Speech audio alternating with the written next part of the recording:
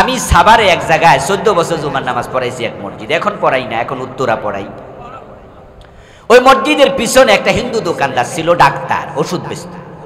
আবার কিছু ডাক্তারি বিদ্যা তার জানা ছিল, LMF হয়তো পাস করছে। তো একদিন আমি ওর কাছে ওষুধ কিনতে গেলাম, হয়তো প্যারাসিটামল জাতীয় ছোটখাটো ঔষধ, এগুলোর জন্য তার MBBS এর কাছে যাওয়া দরকার নেই। তো আমি দাঁড়ায় আসি, এক ভদ্রলোক তার পাশে ওষুধ কিনতেছে আর বলতেছে, ডাক্তার সাহেব ঔষধ তো দিলেন বুঝলাম, এখন অসুখ যাইবনি, মানে অসুখ বালা হইবনি। তো ডাক্তারটা হিন্দু, সে বলতেছে, এই মিয়া ওষুধে কি রোগ ভালো করে? ভালো করে আল্লাহ। আমার না, আমি চমকে উঠলাম, এবার আরে কি কইল লোক। আমাদের অনেক মুসলমানও তো বিশ্বাস করে না। কত মুসলমান কয়, ডাক্তার সাহেব আমনে না আইলে মরি যেতাম।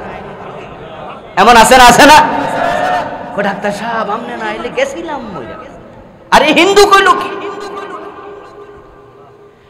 হিন্দু লোক বলতেছে, ধমক দিয়া বলতেছে, এই মেয়ে ওষুধে ভালো দেয় না, আমি দিছি, আমনে খান, ভালো করবে কে? আচ্ছা তাই বলি কেউ হিন্দু মিয়া মুসলমান হয়ে গেছে? মক্কার যে মুশরিক গুলো প্রিয় নবীকে মক্কায় থাকতে দেয় নাই, তারা হাদিসে রাসূলের বিরুদ্ধে এত জুলুম অত্যাচার ষড়যন্ত্র করছে, তাদের ব্যাপারে আল্লাহর বক্তব্য কোরআন থেকে শুনুন। লা ইন সাআলতাহুম মান খালাকাস সামাওয়াতি ওয়াল আরদ লা ইয়াকুলুন্নাল্লাহ।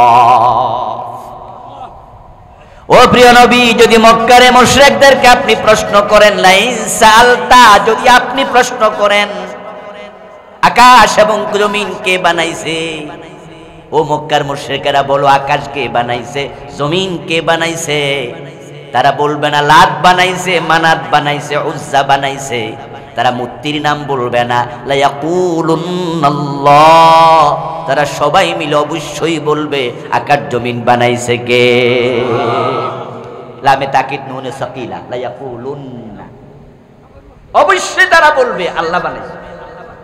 তো যারা আল্লাহ বানাইছে আসমান জমিন তারা জানে, তারা রাসূলের বিরুদ্ধে আবার লাঠি লইয়া দৌড়ানি মারে কেন?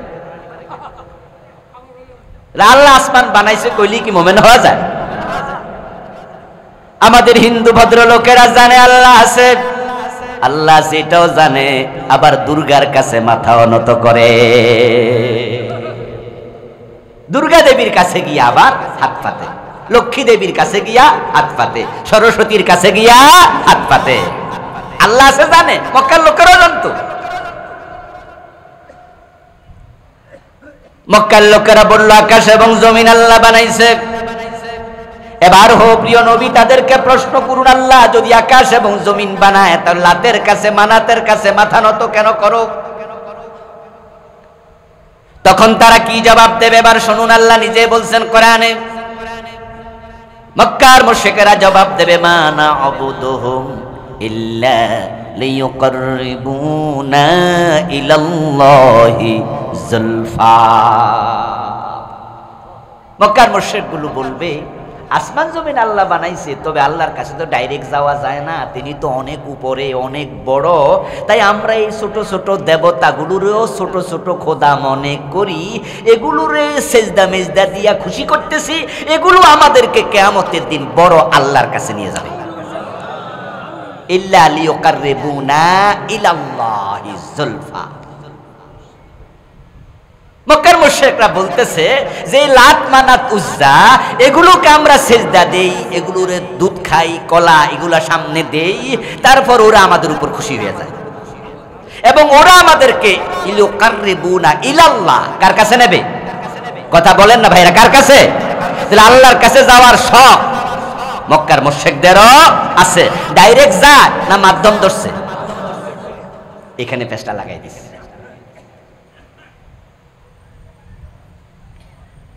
এখন আমাদের দেশও ডাইরেক্ট আল্লাহর কাছে চায় না, ফিরের মাধ্যম ধরে এবং এরকম বিশ্বাস করে যে হুজুর কইলে আল্লাহ হইনা যাইব, মানে পীর সাহেবের উপরে এমন আস্থা হইছে আল্লাহর কাছে নিজে চায় না, বরং দরকার হলে হুজুরের কাছে চায়। জ্বর হইছে, ডাক্তারের ওষুধ খাইছে, সুস্থ হয় না, কয় না হইব না বুঝি, হুজুরের কাছে চল। এই সমস্যা ওই সমস্যা সব ব্যাপারে পীরের বাড়িতে যায়, যাইতে বড় বড় কাঁঠাল নে, কলা নে, আম নে, সিরা নে, গরু নে, ছাগল নে, সব নেও, কোনো অসুবিধা নাই। কিন্তু চিন্তায় ঝামেলা হইছে, হুজুর কইলে আল্লাহ শুনবো, আমি কইলে শুনবো না। এই মাধ্যম ধরলে মক্কার লোকেরা মুশরিক হলে তুমি কি?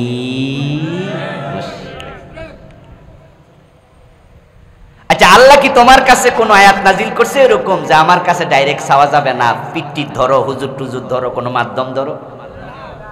বরং কোরআনে আল্লাহর বক্তব্য ফাজকুরুনি। আচ্ছা, এই আয়াত জানেন না আপনারা? এগুলা তো সবাই জানে যে বাংলা অর্থ কি? ফাজকুরুনি, আমাকে ডাকো, স্মরণ করো, আযকুরকুম, আমি তোমাকে স্মরণ করবো। সুবহানাল্লাহ পড়েন। আল্লাহকে তুমি আমারে ডাকো, আমি ডাকে সারা দেব, আমি স্মরণ করব। আর আপনি কোন কি? না না, ওই চলো, ওইখানে চলো, ওইখানে চলো।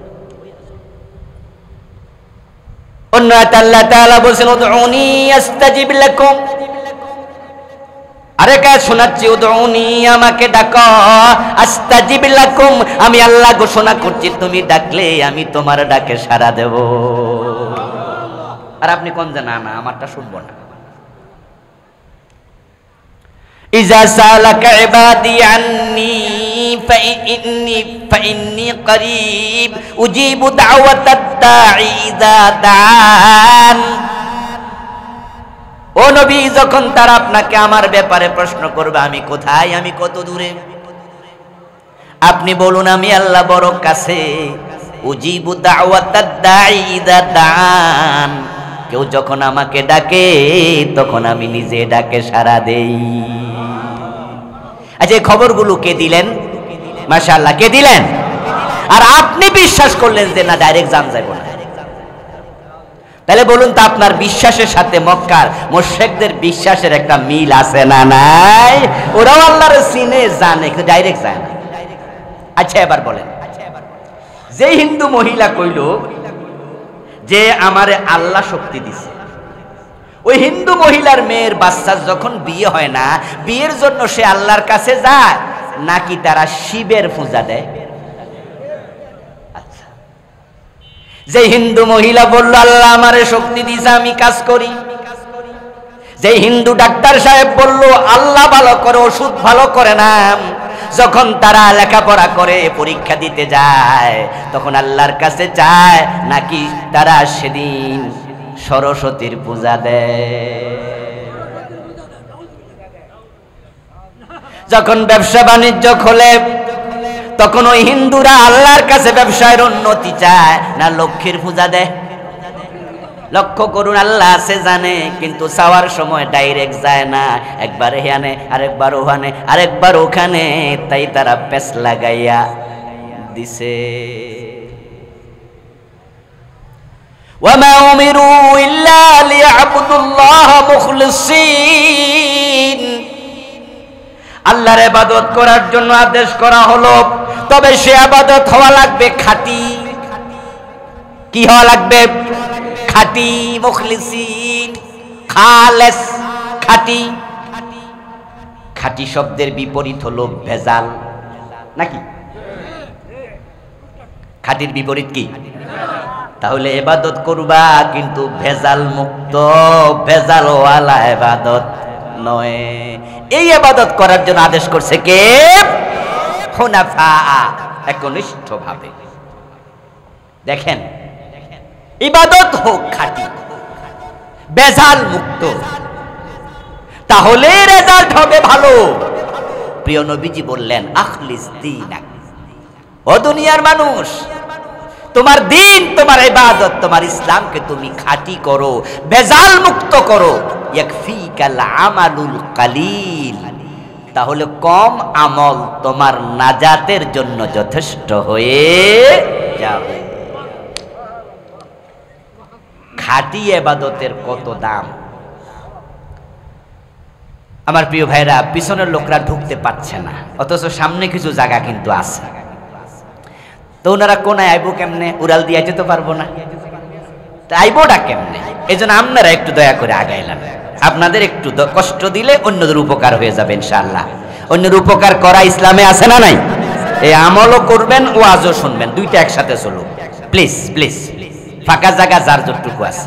নষ্ট করলে কিন্তু হইব না। যেই গরম, 2 ফ্যান 2 পাশে চলতেছে, তারপরও এখান দিয়ে গোসল হয়ে গেছে। কঠিন অবস্থা। সুবহানাল্লাহ। আমার প্রিয় ভাইরা, বলছিলাম আল্লাহর বক্তব্য হলো তোমরা আমল করো তবে ভেজাল মুক্ত। রাসূল বলে ভেজাল মুক্ত আমল যদি করো তাহলে মুক্তির জন্য বেশি আমল লাগবে না, কম আমল তোমাদের নাজাতের জন্য যথেষ্ট হয়ে যাবে। এবার আপনাদের কাছে আমি জানতে চাই, বাংলাদেশে ভেজাল আছে না নাই? এই দেশের মতো ভেজালওয়ালা আমল মনে পৃথিবীর কোন দেশে নাই। অথচ আমল করার জন্য আল্লাহ বলছে ইবাদত করো, খালেস ইবাদত, মুখলিসিনা লাহুদ্দিন হুনাফা। রাসূল বলেন আমল কম যদিও হয় সেটা খাঁটি হয়, নাজাতের জন্য যথেষ্ট হয়ে। আপনার আমল আছে অনেক, কিন্তু আমলগুলো খাঁটি না, বেজালওয়ালা। সূরাতুল কাহফের 103 নম্বর আয়াতে আল্লাহ তাআলা বলেন তোমার আমলগুলো দুনিয়াতে হারায়া গেছে। আমল ছিল কিন্তু বেজাল করার কারণে আমলগুলো। কুল হাল নুনাব্বিউকুম বিল আখসারিনা আমালা আল্লাযীনা দাল্লা সাইয়ুহুম ফিল হায়াতিদ দুনিয়া। ও প্রিয় নবী, আপনি বলুন আমি কি এমন মানুষের খবর দেব নাকি যে মানুষগুলো আমলের দিক থেকে ক্ষতিতে পড়ে গেছে। আল্লাযীনা দাল্লা সাইয়ুহুম ফিল হায়াতিদ দুনিয়া, যাদের নেক আমলগুলো দুনিয়াতে হারাইয়া গেছে। ওয়া হুম ইয়াহসাবুন, অথচ তারা মনে করে আন্নাহুম ইহসিনুনা সুনআ, তারা ভালো কাজ করে চলছে, তাদের আমলগুলা যে হারাইয়া গেছে এটা তারা বুঝেই না। আমার বন্ধু, দুধের চেয়ে পৃথিবীতে দামি কোনো খাবার আর একটাও নাই। এজন্য দুধকে ইংরেজিতে ফুড বলে, ড্রিঙ্ক বলে না। মিল্ক ইজ অ্যান আইডিয়াল, এই শিক্ষিত ভাইয়েরা কোন না কেন, মিল্ক ইজ অ্যান আইডিয়াল নাকি আইডিয়াল ড্রিঙ্ক? দুধ ততক্ষণই দুধ থাকে যতক্ষণ এটা তরল থাকে। তরল জিনিস যখন আমরা খাই, এটা কি খাওয়া বলে না পান করা বলে? ইয়েস। কিন্তু দুধকে ফুড বলে, কারণটা কি? আচ্ছা, দুধ যখন জমা যায় এটার নাম দধি না দুধ? দেখছেন নাম চেঞ্জ। দুধ যখন আরো জমে তখন তার ছানা, এটার নাম আবার চেঞ্জ। এটার নাম সর, এটার নাম এই, এটার নাম ওই। দুধ তখনই বলবো যখন এটা থাকবে তরল। অথচ তরল জিনিস হয় ড্রিঙ্ক, কিন্তু ইংরেজিতে বলে ফুড। এর কারণ হচ্ছে পৃথিবীতে যত খাবার আছে দুধ একমাত্র খাবার যেটার মাঝে আল্লাহ একজন মানুষের যত রকমের ভিটামিন, ক্যালোরি, আয়রন দরকার সব একসাথে দিয়ে দিচ্ছে। এটা এমন এক খাবার যেটা একসাথে ক্ষুধা পিপাসা দুইটার চাহিদা পূর্ণ করে। আপনার খুব পিপাসা লাগছে, 3 গ্লাস পানি খাইলাম, ক্ষুধা মিটবে? কিন্তু 3 গ্লাস দুধ খাইলাম, ক্ষুধাও মিটবে, পিপাসাও মিটবে। মায়ের পেট থেকে বাচ্চারা দুনিয়া আসলে 6 মাস পর্যন্ত দুনিয়ার কোনো খাবারের প্রয়োজন হয় না। যে বাচ্চা মায়ের দুধ বেশি খায় এটা চিকনা থাকে না নাদুস নুদুস?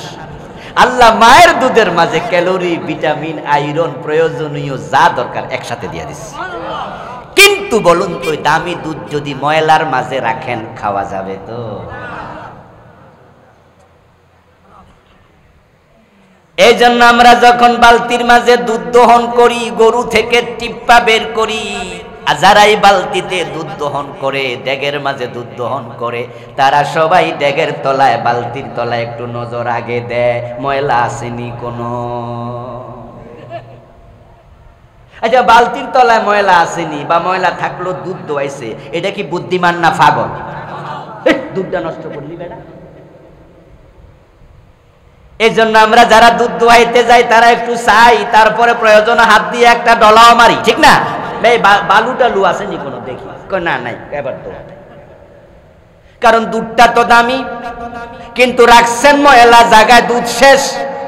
নামাজ ভালো, রোজা ভালো, হজ ভালো, যাকাত ভালো, আমল সব ভালো, কিন্তু আপনার ইমানের সাথে শিরিক মিশা গেছে, বেজাল ঢুকছে, নামাজের দাম আর এক আনাও নেই।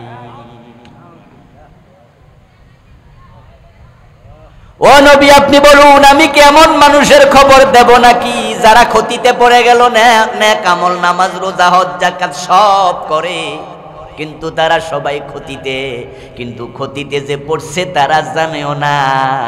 এই আয়াত নাজিল হলো সাহাবীদের যুগে, রাসূলের উপরে 1400 বছর আগে। ওই যুগে যদি এমন মানুষ থাকে যারা আমল করার পরও ক্ষতিতে পড়ে গেছে, এমন মানুষ বর্তমান যুগে কমেছে না আরো বেড়েছে। আপনার আমলগুলো হারায় গেছে। বর্ষাকালে যখন খালে বিলে নদীতে একটু পানি বেশি হয়, তখন তো আগে অ্যাভেলেবেল মাছ পাওয়া যেত, কেউ জাল লইয়া যাইতো, কেউ এটা লইয়া ওইটা লইয়া যাইতো। কিছু জাল আসিল যেগুলো খালের মাঝে বিপরীত দিকে দিত, ওইদিকে স্রোত আসে, জাল এই পাশে দিয়া এমনি দিত, পিছন দিয়া সাপ মারলে এরকম কইরা উঠতো, মাঝখানে মাছ। এগুলোর নাম কি? বেয়াল জাল, ধর্মজাল। আচ্ছা, ওই ধর্মজাল, বেয়াল জালে যারা সারা রাত মাছ ধরতো, প্রতিবারে কি মাছ বাড়িতে নিত না ডুলার মাঝে রাখতো? ডুলারা দেখবেন যে গলা পর্যন্ত পানির মাঝে চুবাইয়া দিত, মাছ যেন না মরে। জীবিত মাছের দাম সকালবেলা একটু বেশি। আমার ভাইয়েরা সারা রাত মাছ ধরেছে, একজন জেলে যথেষ্ট পরিমাণ মাছও পেয়েছে, এবং সেটা যেন সকালে ভালো দামে বেচতে পারে তাই ডুলার মাঝেও রাখছে। কিন্তু ডুলার যে তলা ভাঙ্গা, ওই জেলে খেল করে নাই। সকালবেলা টান দিয়া দেখে মাছ আছে কয়টা। এবার কপালে হাত দিয়া কান্দে, কামডা করলাম কি? বিদেশ যাবেন, পাসপোর্ট লাগবে, ভিসা লাগবে। সকাল 8:30 ফ্লাইট, চলে গেছেন এয়ারপোর্টে একবারে 1.5-2 ঘন্টা আগে, কিন্তু পাসপোর্টটা বাড়িতে রাখা গেছেন। যাওয়ার সময় ভালো করে খেয়াল করেন নাই পাসপোর্ট নিছি কিনা, তো ভিসা তো পাসপোর্টের সাথে। এয়ারপোর্টে যাওয়ার পরে ইমিগ্রেশন পুলিশ কইব যে বেটা বোর্ডিং পাস দে, বেড়া বলবে পাসপোর্ট ভিসা দেন, কইলেন যে ভুলে আনি নাই, আপাতত ছাইরা দেন, দিব। এখন এই ভুলের কারণে বিমান চলে যাবে, আপনার ফ্লাই করার কোনো সুযোগ নাই। ও আমার দোস্ত, ডুলার তলা নাই, জেলে ঠকে গেল, মাছগুলো হারায়া গেল।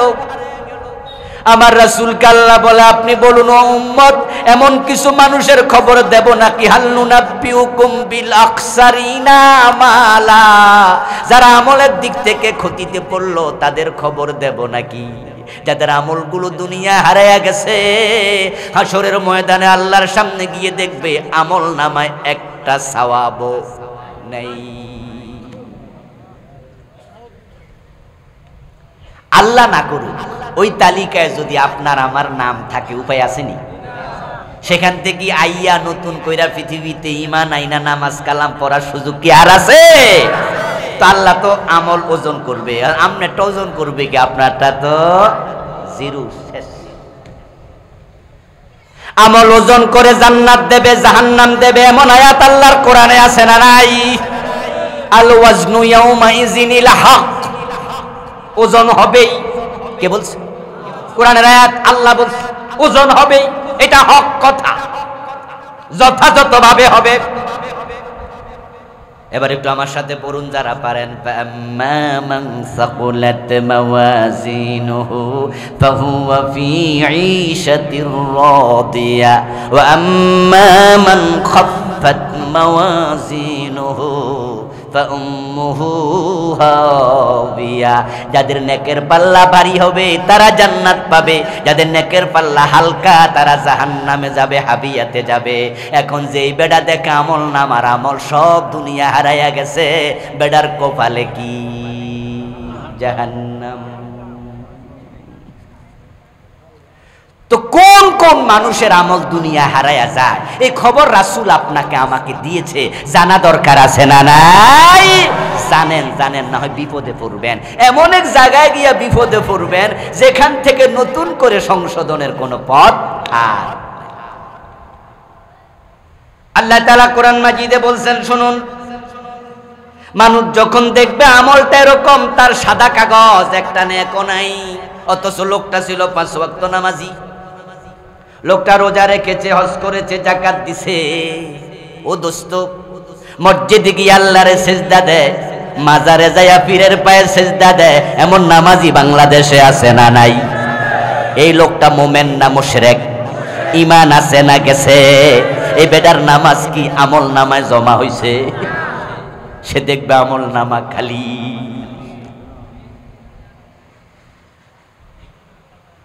আমার প্রিয় ভাইয়েরা, কাদিয়ানি নামে একদল লোক আছে, নাম শুনেছেন? কাদিয়ানিদের কি মসজিদ নাই? নামাজ পড়ে না, কিন্তু বলুন তো কাদিয়ানি মুমিন না কাফের? হাসরের ময়দানে কি আমল নামায় নামাজের সওয়াব পাবে? কারণ যার ঈমান নাই তার আমলের দাম আল্লাহর কাছে 1 পয়সাও নাই। তো কাদিয়ানি কুফরি করে কাফের, তা নামাজ পড়া লাভ নাই। ওই পীরের পায়ে সিজদা দিয়া ওই নামাজি লোকটা মুশরিক, নামাজ পড়া আর লাভ? ঈমান হলো একের মতো, নেক আমল হলো ডান পাশে শূন্যের মতো। ও দোস্ত, 1 যদি থাকে, শূন্য একটা দিলে কত হবে? 2টা দিলে, 3টা দিলে, কিন্তু একটা মুছে দেন, শূন্যের দাম আর। যদি আপনার ঈমান হারাইয়া ফেলেন, এই টুপিদারি নামাজ রোজার 1 আনাও দাম আর নেই। এজন্য আল্লাহ বলছে, মা উমিরু ইল্লা লিয়াবুদুল্লাহ মুখলিসিন, ইবাদত করো খাঁটি খাঁটি, বেজালওয়ালা না। ইমানে বেজাল মিশায়ও না, আমলে বেজাল মিশায়ও না। ইমান হওয়া লাগবে শিরিক মুক্ত, আমল হওয়া লাগবে বেদাত মুক্ত। এখন নামাজও পড়ে শিরিক করে, নামাজ পড়ে কুফর করে, এবং ইবাদতকারী অথচ বেদাত করে, এমন বেদাতি আছে না নাই? যদি বেদাত করো তাহলে বিদআতের কারণে বেজাল ঢুকে গেছে। হাসরের ময়দানে মানুষগুলো আল্লাহর সামনে গিয়ে খালি দেখবে, এরকম দেখার পরে তারা এবার আফসোস করবে, বলবে, আল্লাহ আমি তো 5 ওয়াক্ত নামাজি ছিলাম, 3 বার হজ করছি, প্রতি বছর আল্লাহ হুজুরদের ওয়াজ শুইনা এমন ভাবে যাকাতের হিসাব করছি, 1 আনাশও দিছি, কিন্তু এখন আমার আমল নামা শূন্য কেন, খালি কেন? আল্লাহ আমি তো চৈত্র মাসের দিনও রোজা ভাঙি নাই। আল্লাহ আল্লাহ বলবো, বান্দা তুই কি সূরাতুল কাহফের 103 নম্বর আয়াত পড়স নাই?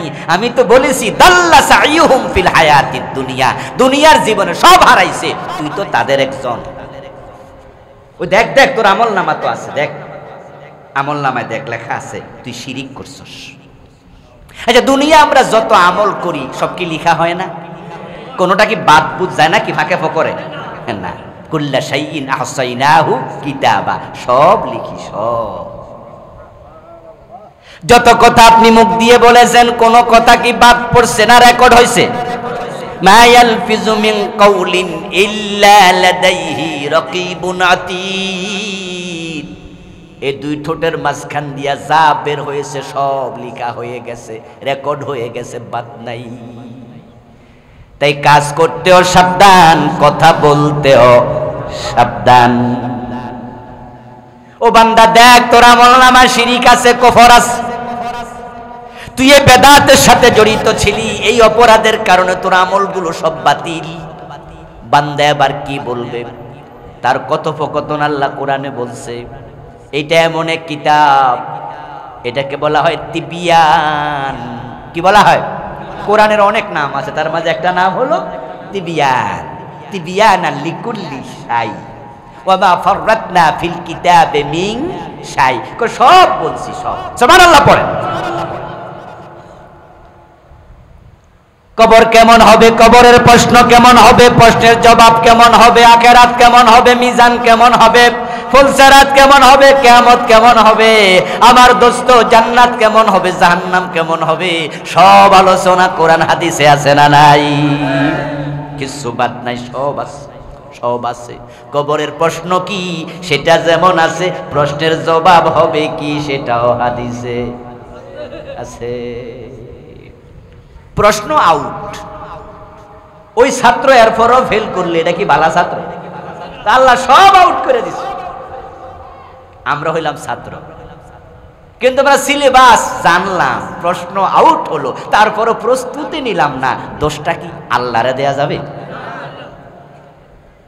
তখন তারা কি বলবে? এবার আল্লাহ বলছে শোনো, ওই লোকগুলো বলবে ওয়ালাউ আন্না লানা কাররাতান ফানাকুনা মিনাল মুমিনিন, ও আমার রব একটা বারের জন্য দুনিয়া আবার পাঠায়া দাও, আমি ইমানদার হয়ে যাব।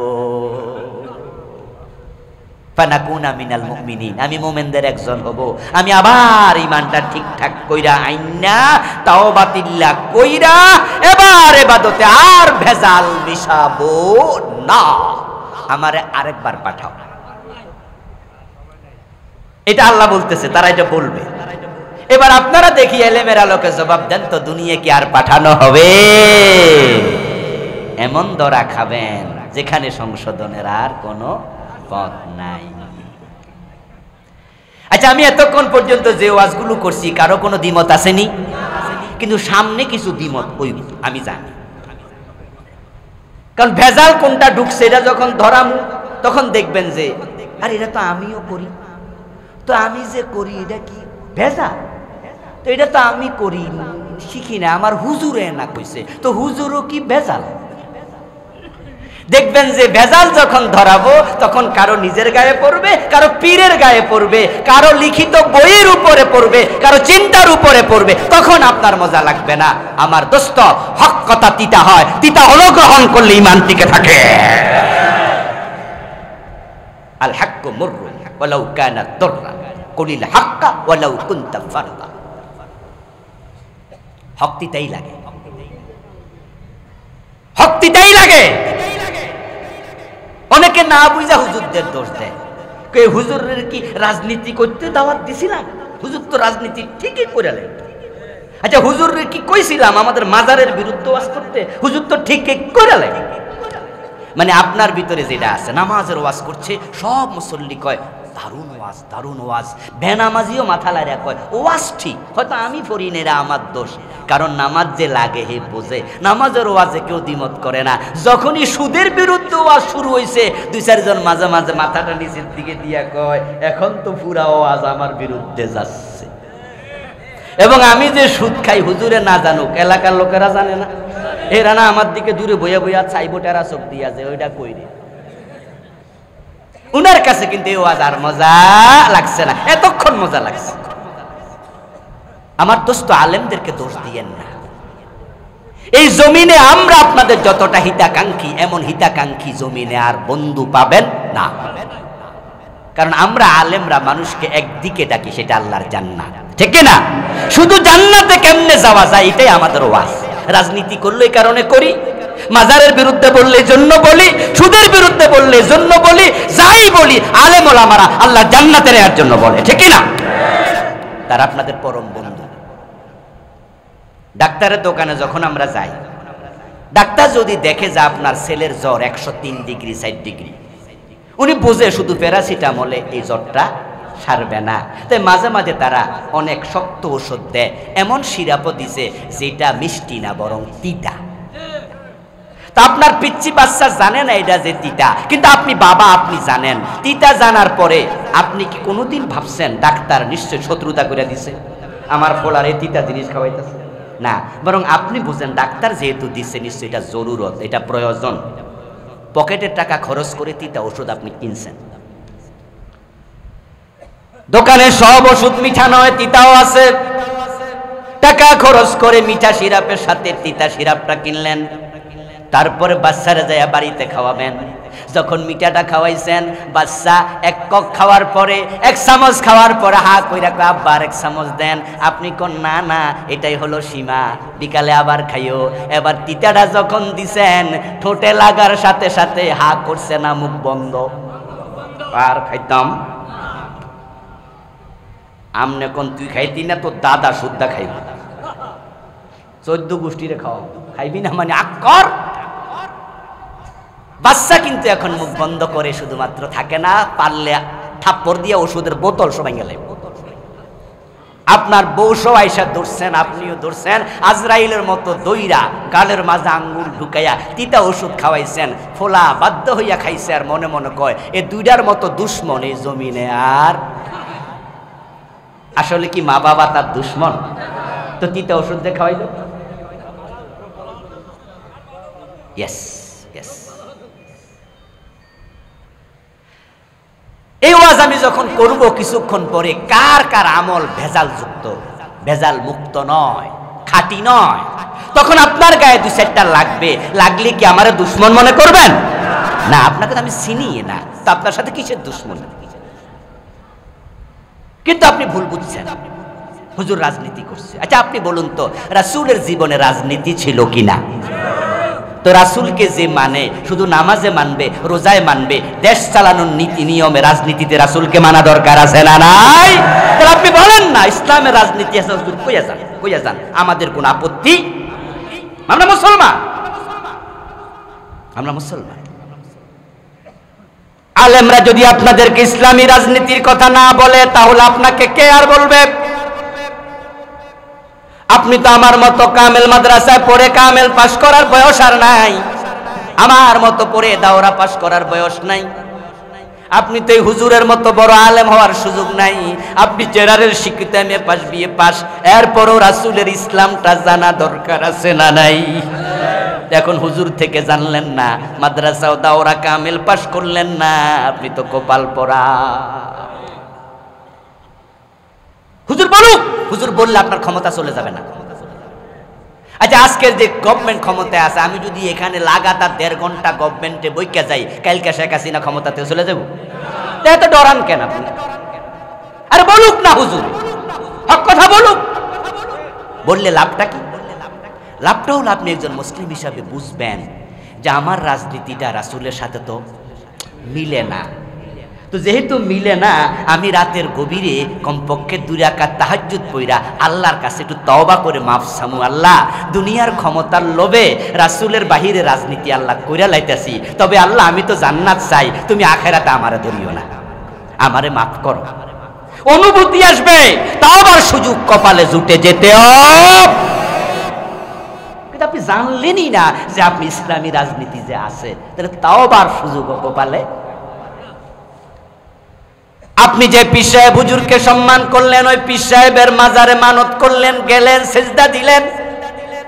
এই পীরের পায়ের সেজদা দেয়া যে শিরিক, মাজারে মানত করা যে শিরিক, কোন কারণে শিরিক আপনি জানেনই না। এভাবে যদি শিরিক লইয়া মরা যান, উপায় আছে? তো হুজুরকে বলতে দেন, আপনার বাড়িতে মাজার আছে, আমি আজকে যদি 1.5 ঘন্টা লাগাতার মাজারের বিরুদ্ধে ওয়াজ করি, আপনার বাড়ির মাজারটা কি কান্দে কইরা ঢাকা নিতে পারবো? ওটা তো থাকলোই, তো কইলে অসুবিধা কি? কইতে দেন। যদি আপনি বুঝেন যে সুদে আমি টাকা লাগাইছি, সুদ খায়া মারা গেলে ইবাদত কবুল হয় না, হাসরের ময়দানে দেখবো আমল নামা খালি, সেদিন দরা খাইলে তো উপায় নাই। হুজুর বলুক, এমনও তো হতে পারে আপনার বুঝ আসবে, সিদ্ধান্ত নেবেন কম খাবো, হারাম খাবো না, তাওবা উঠে যেতে পারে। তাহলে কাদের আমল ভেজালওয়ালা, এ বিষয়ে কিছু কথা বলতে চাই, শুনতে রাজি আছেন নি? আমরা দৌড়ানি মারবেন না তো আবার, কারণ নতুন এলাকায় আছি তো, এই এলাকায় তো মনে আমি খুব কমই করছি, 1-2 বার হয়তো আইসি, 1-2 বারই আসছি এলাকায়, খুব একটা আসি নাই। আল্লাহর হস্তে কথা বলছি, আল্লাহর হস্তে শুনবেন। আমল কম হোক, সেটা খাঁটি হোক, বেশি হইয়া কোনো লাভ নাই যদি অখাঁটি হয়। আচ্ছা আপনাদের এলাকায় যে ছোট ছোট খাল ছিল, আগে কি সবগুলোর উপরে কালভার্ট ছিল? ছিল না। আমাদের সমবয়সী যারা আছেন, সিনিয়র যারা আছেন, আমরা কি বাঁশের সাঁকো দিয়া পার হইছি না?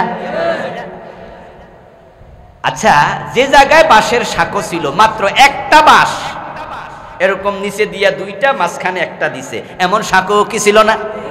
আচ্ছা, ওখানে একটা বাঁশের জায়গায় যদি পাটখড়ি 10টা দিত, পার হইতে পারতেন? ওই পাটের ভিতরে যেটা থাকে এটারে কি কয়? হোলা। হোলা নাকি কি কয়? হরমুলা। আচ্ছা, বাঁশ দিলেন একটা, ওই জায়গায় বাঁশ সরাইয়া হরমুলা দিলেন 10টা, পার হইতে পারবেন?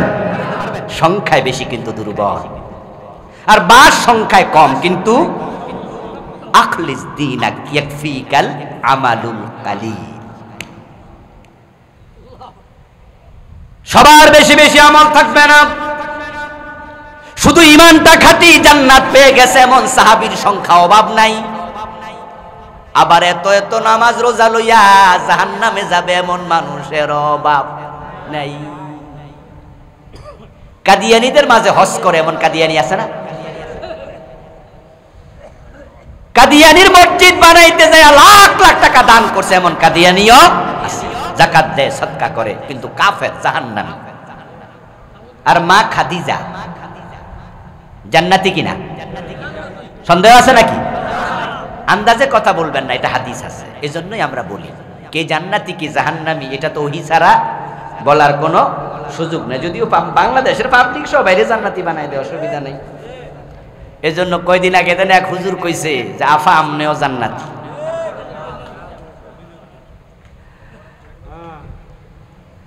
বাংলাদেশে তো মাগনা দিয়া দেয়, আন্দাজে সব মাইরা দেয়।